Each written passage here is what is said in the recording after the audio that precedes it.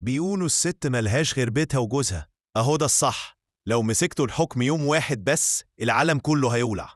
إيه؟ أنت بتقول إيه يا عم؟ يعني الرجالة اللي عملوا التاريخ نضيف مثلاً؟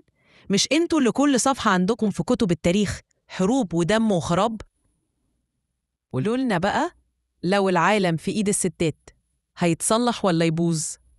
دوس لايك شير وسبسكرايب عشان نكمل السلسلة ونشوف النهاية مين اللي يكسب. بصي يا ست الكل، التاريخ بيقول إن الستات لما يمسكوا قرار بيتصرفوا بعواطفهم مش بعقله. الحكم محتاج صرامة مش دموع. العواطف؟ طب مش العواطف دي اللي بتخلي الحكم إنساني مش آلي؟ وبعدين مين قال إن الستات ما عرفوش يقودوا؟ كليوباترا حكمت مصر وخلت الكل يحترمها. أنجيلا ميركل مسكت ألمانيا وخلتها أقوى اقتصاد في أوروبا. عايز أمثلة تاني؟ ماشي يا ست العظماء، بس ما تنسيش إن الرجالة هم اللي اخترعوا التكنولوجيا، هم اللي أسسوا الدول، هم اللي بنوا الجيوش وحموا الناس. انتوا كمان اللي خربتوا العالم بالحروب. نص اختراعاتكم عشان تقتلوا مش عشان تفيدوا البشرية. ايه الفايدة انكم تبنوا جيوش وانتوا اللي بتولعوا حروب اصلا؟ لا لا، الحكم محتاج عقل مش قلب.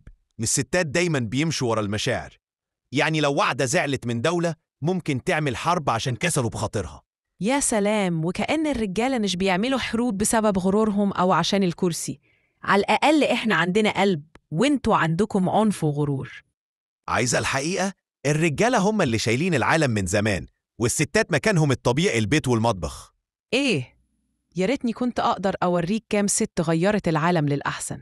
روزا باركس غيرت تاريخ أمريكا بموقف واحد. ماري كوري اكتشفت إشعاعات غيرت الطب. الستات مش بس مطبخ يا بيه، الستات قوة وعقل وإبداع. طب وريني ست واحدة عملت إمبراطورية زي الإسكندر أو نابليون.